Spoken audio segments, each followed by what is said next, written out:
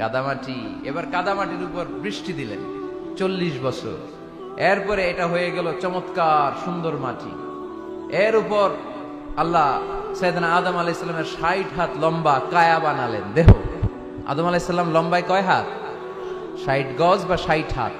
এবং আমরাও যারা জান্নাতে ঢুকবো আমাদের সাইজ 60 হাত লম্বা বানায় দিবে কে? সেই বুখারীর বর্ণনা, লাম্মা খালাকাল্লাহু আদমা ওয়া কানা তুলুহু 60 যিরাআন। যখন আল্লাহ তাআলা আদম আলাইহিস সালামকে বানালেন 60 হাত লম্বা করে বানালেন।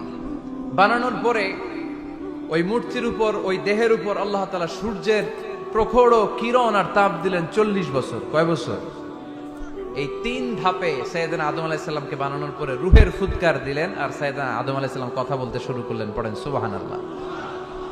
আবার আমাদের সৃষ্টিরও 3টা ধাপ। 1 নাম্বার ধাপ নুতফা, আরেক